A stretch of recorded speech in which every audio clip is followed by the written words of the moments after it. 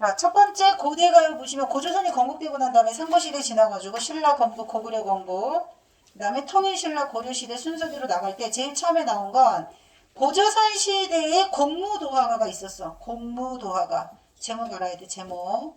자, 집단 시가가 창작된 건 삼국시대 이전에 집단과 관련된 의식의 노동요가 많았어요. 자, 고대가요 발생은 원시종합 예술 형태에서 분화가 되는데 여기서 말하는 원시종합 예술이라 함은 하늘에 제사를 올린다. 제천 의식을 말하는 겁니다. 하늘에 제사를 지낼 때 맨입으로 제사를 지내면 안 돼요. 제천 의식 중에 우리에게 왕을 내려주세요. 여러 명의 부족장들이 모여서 가장 높은 봉우리에 올라가서 이 노래를 부른 거야.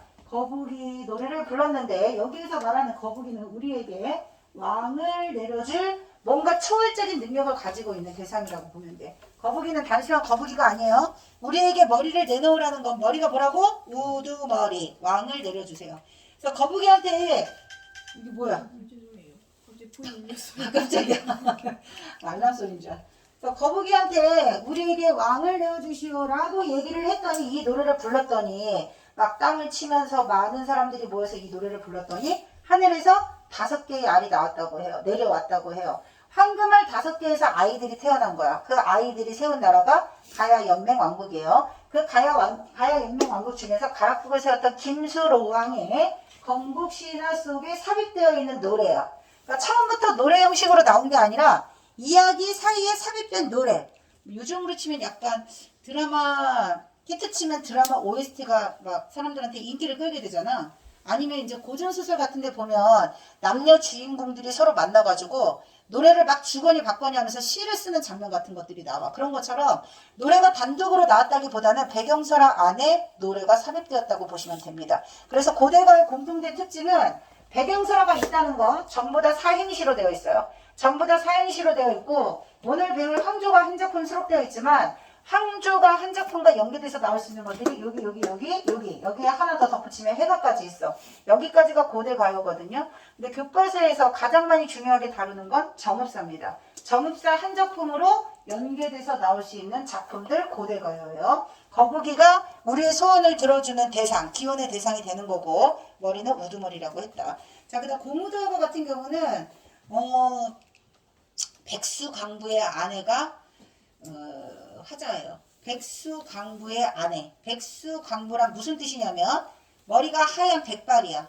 머리가 하얀 백발에 남자가 실병을 들고 물속으로 계속 들어가는 거야. 그래서 물속에 빠져서 죽는 걸 뒤에서 부인이 막 만류하는 노래예요. 님이여 그 물을 건너지 마세요 라고 노래하는 게 고무도화가입니다.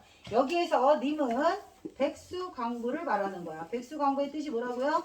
머리가 하얀 백발 노인이 실병을 들고 물속으로 들어간다. 학교에서 알려주지 않은 시험 문제를 어떻게 맞출 거니?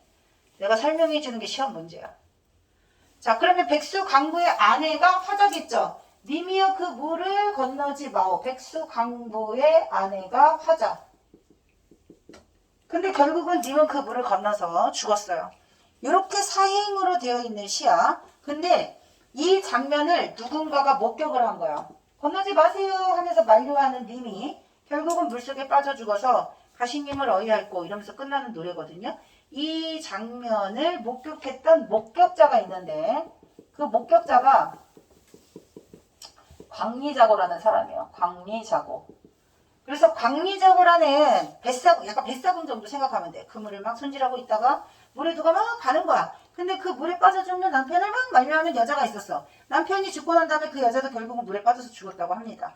이 이야기를 광리자고의 아내에게 들려주었어. 아내가 여옥이라는 여인이에요. 여옥이라는 아내에게 이 노래를 들려주니까 그 여자가 너무 눈물을 흘리면서 이 노래에 심취되어가지고 사람들을 불러다 놓고 봉우라는 악기를 연주하면서 이 노래를 또 불렀다고 해. 그래서 공무도화가는 악공명으로 공후인이라고 불려지기도 합니다. 악공명이라는 건 뭐냐면 우리가 기타를 튕기면서 노래를 하듯이 당시 공후라는 악기가 있었어요. 그 공후라는 악기를 연주하면서 불렀다 해서 공후인이라고 제목을 부르기도 합니다. 공후인입니다. 뒷반사 있어도 다 적어갖고 와야 돼, 홍수아. 내가 설명해 준 거 전부 다 필기해서 공책에다. 자, 그리고 황조관은 고구려 유리왕이 지은 겁니다. 황조관은 뒷장 넘겨가서 거기서 할 겁니다. 그 다음 정읍사도 마찬가지. 황조가 정읍사와 뒷장에서 설명할 거다. 여기까지가 고대가요야.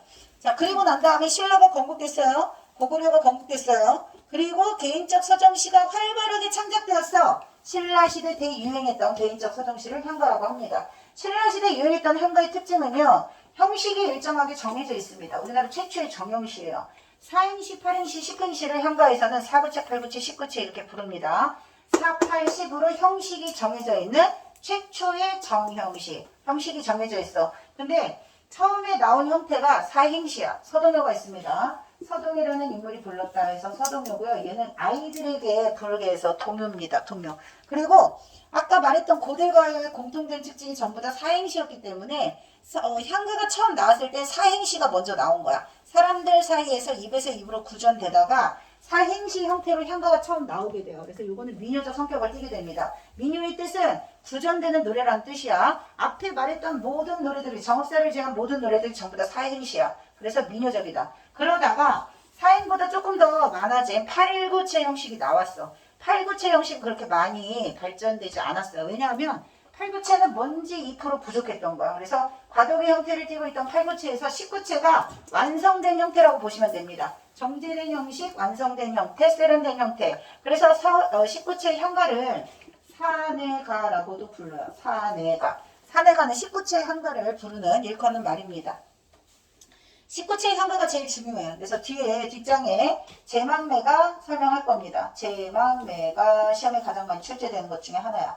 향가에서 가장 문학성을 인정받고 있는 작품 중에 하나입니다. 지금 현재 전해지고 있는 향가는 그렇게 많지가 않아요. 원래 1000년의 역사를 자랑하는 신라시대니까 향가가 무수히 많이 창작되었을 거란 말이야. 그래서 향가 노래를 모아서 만든 향가집이 있어요. 3대목이라고 하는 향가집을 만들었다라는 기록은 있어. 기록은 있으나 3대목이 전해지지는 않아요. 그래서 균여전이라든지 삼국유사에 전해지는 10몇 편의 작품들 중에서 가장 출제율이 높은 제망매가 창기파랑과 모죽지랑과 처형과 정도.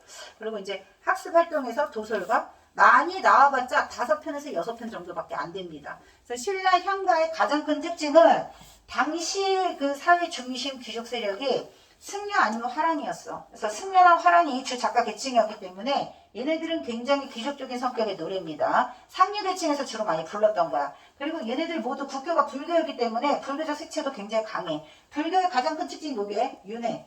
삼생을 믿는다야. 윤회 사상이라는 건 전생, 현생, 다음 생을 모두 믿는다야. 삼생의 인연이 계속 돌고 돌아서 우리가 만나는 거예요. 만남과 이별이 반복되는 거. 그걸 뭐라고 해? 윤회사상이라고 합니다. 윤회, 인연이 돌고 돈다. 전생의 인연으로 우리 만난 거야. 우리 전생에 그렇게 좋은 인연은 아니었을 수도 있어. 사제지간으로 만나거나 부부간으로 만나는 건 전생에 쌓은 잘못된 업보를 이승에서 풀려는 뜻이래요. 그러니까 내가 전생에 니들한테 무슨 죄를 졌을 수도 있어. 그걸 내가 여기서 지금 베풀고 있는 걸 수도 있어. 가장 큰 원수지간을 부부지간으로 만난다고 해요. 그리고 왜 뭐 도깨비 드라마 이런 데 보면 이번 생에 이루어지지 않은 사랑의 결실을 다음 생에 또 맺는다 뭐 이런 이야기도 나오잖아. 그러니까 사랑은 모든 걸 다 추월하는 거지. 현실적으로 불가능한 것도 모두 다 가능하게 만드는 게 사랑이니까. 그런 식으로 불교 신자가 아니더라도 전생이 있다고 믿을 수 있고요. 다음 생이 있다고 믿을 수도 있어요. 이걸 윤회라고 합니다. 근데 신라시대에는 이게 굉장히 강했다는 거지. 그래서 윤회를 미는 거, 불교적 색채. 다음 생에 우리 다시 만나요. 이런 거 꼭 나온다. 가장 중요한 것 중에 하나가 이때 한자가 없었어. 아니, 한자랜다. 한글이 없었어. 한글이 없었으니까 맨 처음에 우리가 지금 여기 지금 우리가 배우고 있는 이 작품들이 한글로 기록되어 있었을 리는 전혀 없어요. 그럼 말도 안 되지. 조선시대 이전이니까. 고조선 시대 만들어지고 고구려 시대에 만들어졌는데 그럼 그때는 뭘로 기록을 했냐면 한문으로 기록되어 있는 걸 우리가 번역해서 배우는 거야. 한역시. 한문으로 기록되어 있는 시를 우리가 우리말로 해석해서 배우는 거야. 근데 유일하게 정읍사라는 노래만 한글로 기록되었어. 그러면 정읍사는 언제 기록했다는 거야? 한글이 창제되고 난 다음에. 한글이 창제되고 난 다음에 조선시대에 여기저기 떠돌던 노래들을 한글로 많이 기록을 남긴 거야. 한글 창제 이후에. 한글이 우리말을 기록하는데 굉장히 완전히 완벽한 글자라는 걸 확인할 수 있었지. 그런데 신라시대 같은 경우는 우리말을 한자로 기록하려니까 얼마나 힘들겠냐. 그지? 근데 그 향가를 기록한 한자를 표기한 걸 찾아보니까 일정한 규칙이 있었던 거야. 한자는 표의 문자니까 뜻도 있고 음도 있어요. 근데 만약에 이거 님주자야. 주인 주자지. 님주자인데 서동요라는 한가의 첫 구절이 선화공주 님은 이에요. 그러면 선화공주 선자 착할 선자 쓰면 되겠죠. 꽃화자 쓰면 되겠죠. 이렇게 선화공주 님을 쓸 때 님자 이 한자 한 글자에 님이라는 뜻자리가 있고 주라는 음자리가 있어. 근데 선화공주님을 적을 때 선화공주님은 이라는 첫 구절에 여기에도 님주자를 쓰고 여기에도 님주자를 쓰는 거야. 이유가 뭐냐면 한자어 중에 한자어의 뜻부분에 우리말이 님이 있으니까 뜻부분을 빌려서 썼다 훈차예요. 뜻훈자야. 뜻부분을 빌려서 썼다 훈차. 여기는 훈차. 그 다음 요거 주자는 음부분을 빌려서 썼다 음차. 무슨 뜻인지 알겠어? 뜻부분에 우리말하고 일치하는 부분이 있으면 한자 빌려다 쓰는 거야. 음부분에 우리말하고 일치하는 부분이 있으면 한자 빌려다 쓰는 거야. 이해됐냐? 꽃화자. 꽃이 활짝 피었다 아니면은 화가 난다. 그랬을 때 꽃화자에 꽃이 있으니까 꽃화자를 쓰고 꽃이라고 읽으면 돼. 아 진짜 오늘따라 너무 화가 난다. 꽃화자에 화가 있으니까 꽃화자를 쓰고 화라고 읽으면 돼. 형철이 뭔지 알겠죠? 음부분이든 뜻부분이든 따오면 돼. 여기까지만 기본적인 설명을 하겠습니다. 오늘 되게 웃긴 일이 있었어. 형설지공 알죠? 형설지공. 한문 문제에 다들 나오는 거지. 그래서 2학년인데 막 말을 막 이상하게 자꾸 해.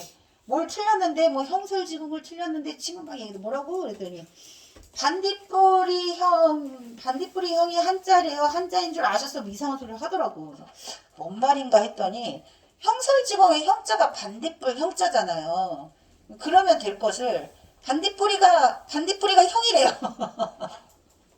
처음에 뭔 말인가 했어. 반딧불이 형이 있다고? 뭔 말이지? 나 아무리 물어봐도 제대로 설명을 못 하는 거야. 혹시 형설지공 말하는 거야? 그러니까 어떻게 알았냐는 거야. 한자 시간에 한문 시간에 제발 좀 잘 좀 들어. 고등학교 되고 난 다음에 가장 막히는 것 중에 하나가 책을 잘 못 읽는 이유 중에 가장 큰 이유가 한자어를 잘 못 읽는 것 같아. 1학년 내 계속 얘기하잖아. 니네 사대주의 뭔지 알죠? 1학년 모범 문제 정답 오답률 가장 높은 한 문제가 문화사대주의 차원에서 노년층과 청소년 계층의 세대 차이에서 발생하는 언어 차이 뭐 이런 문제가 있었어요. 근데 애들이 그 문제를 다 틀렸길래 애들이 다 모두 다 틀렸다는 거야. 왜 그랬어? 그랬더니 사대주의라는 말을 한 번도 들어본 적이 없대. 중1인데 이제 곧 있으면 중2가 되는데 분명 학교에서 사대주의라는 말을 배웠을 겁니다. 국어 시간 아니어도. 사회 시간에 사대주의 나오지 않니? 무슨 시간에라도. 근데 내가 와 진짜 사대주의라는 말의 뜻을 몰라서 그거를 오답으로 찍었대. 아 내가 중3들 그 독서가 안 되는 이유가 뭔 것 같아요? 평상시에 너희들이 쓰는 말은 책 읽기에 적합한 말이 아니야. 책을 읽으면 니네가 평상시에 쓰는 말이 하나도 안 나와. 정말 안 나오지 않니? 그러니까 문학도 문법도 낯선 말들 때문에 공부가 너무 피곤한 거야. 그러니까 내가 지금 여기서 지금 니네들이 평상시에 쓰는 말이 뭐가 있니? 단 하나도 없지 않니? 한 개도 없어. 문학이 됐든 문법이 됐든. 비문학에 오히려 평상시 쓰는 말이 있을 수가 있어. 근데 문제는 그 평상시에 쓰는 말 플러스 평상시에 안 쓰는 말이 대빵 엄청 많으니까 비문학점이 길어지는 거잖아요. 읽기가 안 되는 가장 큰 맹점 중에 하나. 책을 안 읽는다고 하지만 수업 시간에 알려주는 용어에 대한 개념 정의가 한 귀로 듣고 한 귀로 줄줄줄 새서 그래. 학교에서 과학 시간, 기술 시간 뭐 이런 교과 시간 있잖아요. 설명 잘 안 듣지 않니? 거의 안 듣잖아. 그 시간만 잘해도 독서가 이렇게 안 되지는 않을 텐데.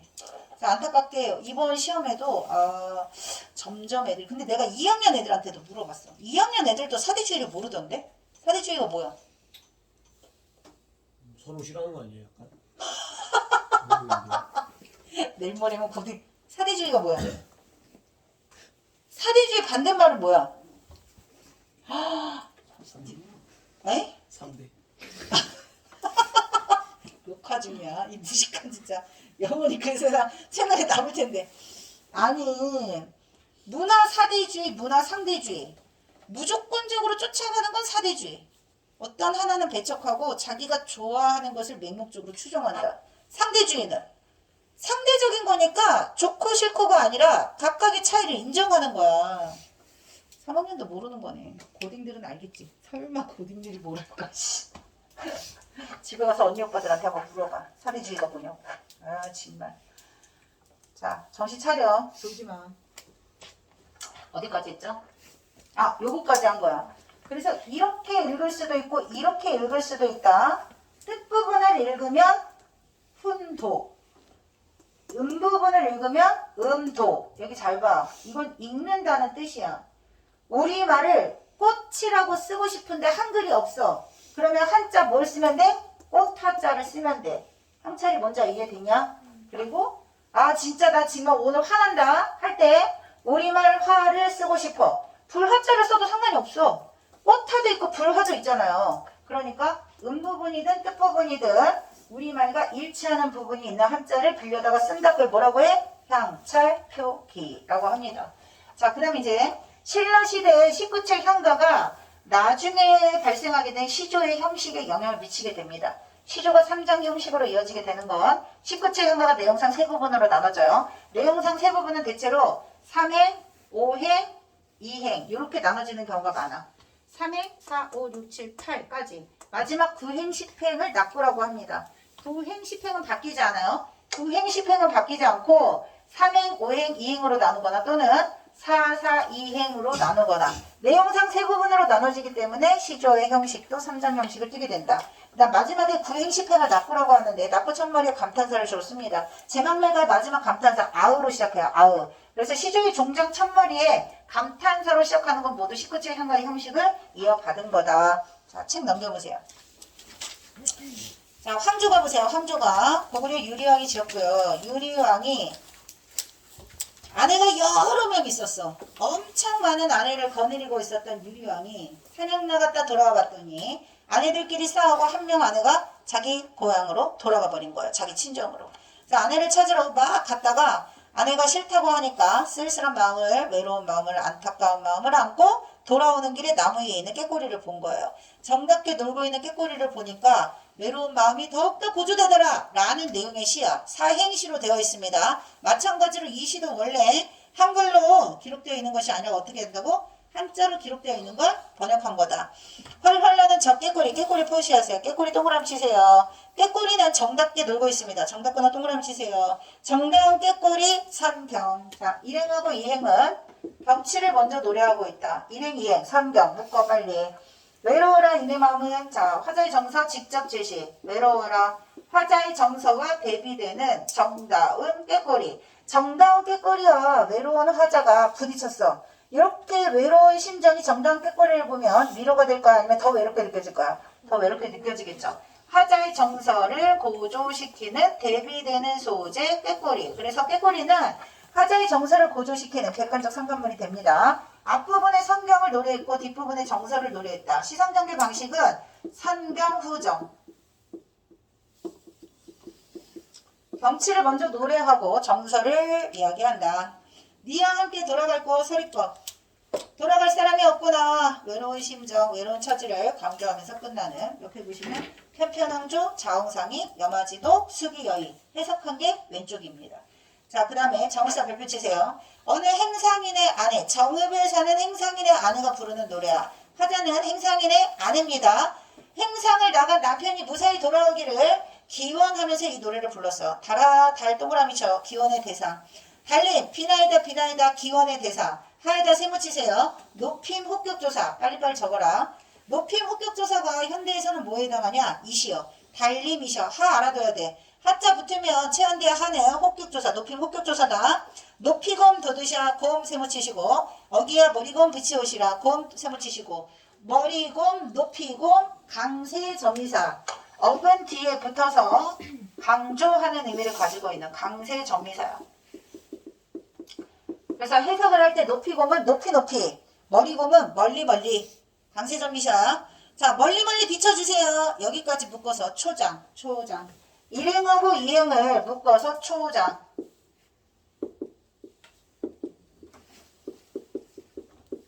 두 번씩 끊어 읽으시면 돼요. 달님이시여, 높이곰 돋으셔. 높이 돋으셔. 어기야. 어기한 뜻 없어요. 멀리 멀리 비춰주세요. 그 다음 어기야 어강들이 아우 다롱들이 네모치세요. 어기야 어강들이 아우 다롱들이가 세 번 나옵니다. 1, 2행 뒤에 3, 4행 뒤에 5, 6행 뒤에. 그래서 1, 2, 3, 4, 5, 6을 합치면 초장, 중장, 종장, 시조의 형식이 됩니다.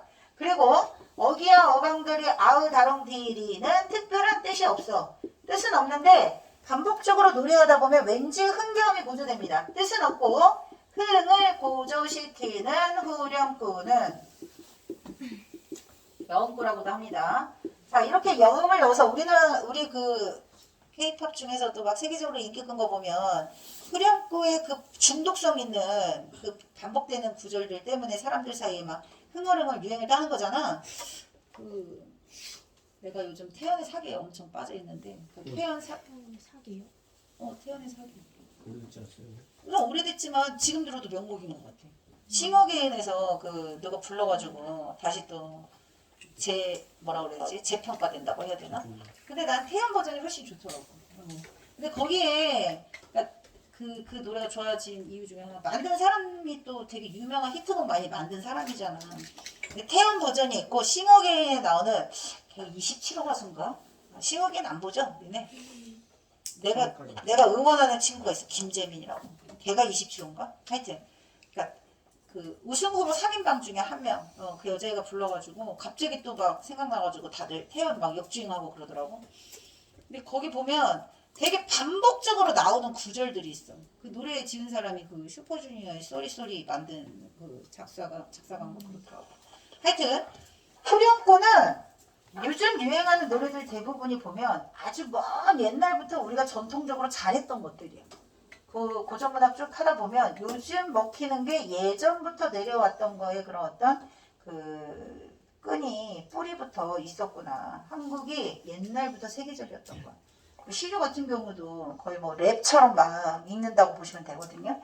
여음구의 흥을 고조시키는 요 구조를 싹 뺐을 때 나머지 6행이 시조의 기원이 된다. 적으셔야 됩니다. 시조의 기원을 찾아볼 수 있다.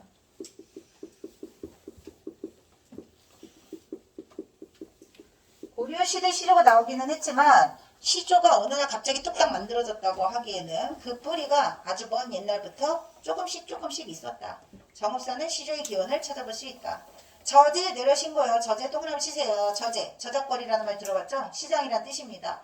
시장에 가신 겁니까? 자, 행상 나간 남편이 어디쯤 있을까요? 어느 시장에서 물건을 팔고 있겠죠? 장사하고 있겠죠? 지금으로 치면 뭐 무역업 이런 거겠지. 근데 장사를 하러 멀리 출장을 갔어. 근데 출장을 갔으니까 걱정이 되는 거야, 아내가. 그래서 뭐하고 있는 거야? 달림 보면서 기원하고 있는 거야. 무사히 돌아오게 해달라고. 자, 저제는 남편의 신분이 행상인이라는 걸 알 수 있고요. 화자가 행상인의 아내라는 것도 짐작할 수 있습니다. 화자의 신분을 짐작할 수 있다. 남편의 신분을 짐작할 수 있다. 표시 안 해. 자, 행상인의 아내가 화자고요. 남편은 행상인입니다. 어기야 진대를 디디우세라. 진대 동그라미 치세요. 자, 진대를 디딜까봐 걱정되옵니다. 리을세라에다 또 동그라미 치세요. 자, 진대라고 하는 것은 위험한 곳이라는 뜻이에요.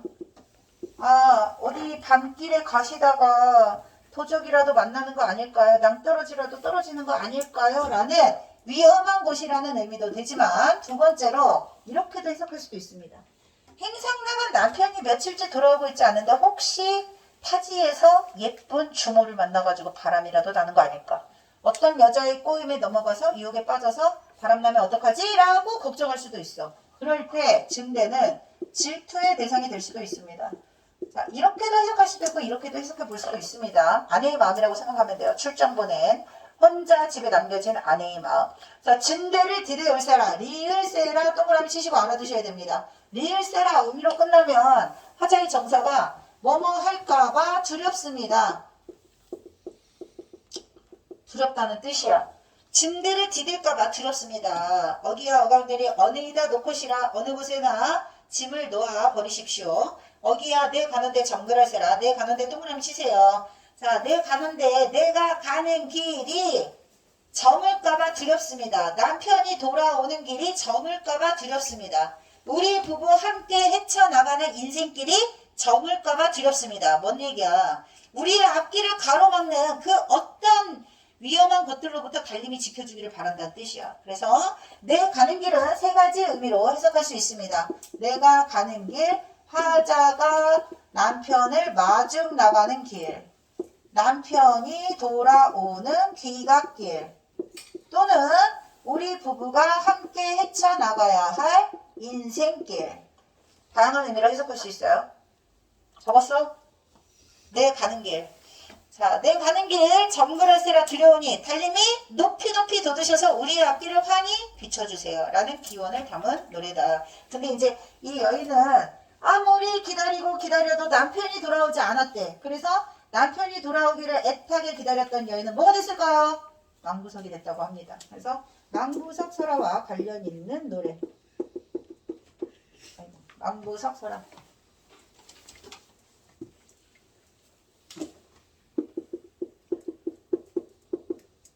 자, 그럼 여기까지 고대가요 끝났습니다. 고대가요의 공통된 특징이 뭐라고요? 구전대가가 기록되었어요. 그리고 배경설화가 있다고 있습니다. 사인시가 주류를 이루고 있고 백제 정읍사만 유일하게 한글로 기록되어 전해지고 있다. 자, 밑에 작품 핵심 정리 보세요. 자, 황조건의 화자는요, 사랑하는 인과 이별한 사람입니다. 정답게 논의는 꾀꼬리를 보면서 고독감을 노래했어요. 삼경, 암수, 꾀꼬리의 정답 모습을 보고 후정, 임을 잃은 화자의 외로움이 강조되고 있습니다. 두 번째 시, 남편의 안전을 기원하는 여인이에요. 남편이 뭐하는 사람이라고? 행상을 나갔다는 거 알 수 있는 거 뭐라 그랬지? 저제라고 했습니다. 저제. 남편의 안전을 달에게 기원하고 있으니까 달님은 나의 아내의 소원을 들어주는 기원의 대상이라고 할 수 있습니다. 그 다음 달은 밝은 대상이야. 근데 진대는 어두운 대상이야. 그래서 달하고 진대 화살표 하세요. 달하고 진대는 서로 밝음과 어둠으로 대립된다고 볼 수 있습니다. 그 다음 후렴구에는 특별한 의미가 없다고 그랬습니다. 그 다음 후렴구를 제외하면 시조의 3장 6구 형식을 찾아볼 수 있다고 그랬다. 자, 깊고 다르게 남편의 안전을 기원했어요. 그 다음에 중간 남편에게 나쁜 일이 생기지 않을까 염려하고 있다. 염려하는 마음이 드러나 있는 어미가 뭐라고요? 리을쉐라. 리을쉐라. 그 다음에 남편이 무사히 귀가하기를 소망한다. 달에게 빌었습니다. 자, 1번 공통점으로 가장 적절한 것은 3번입니다. 그 다음 2번 4번이에요. 그 다음 3번 보기 별표치입니다. 문학작품 읽을 때 보기를 꼭 기억하시오.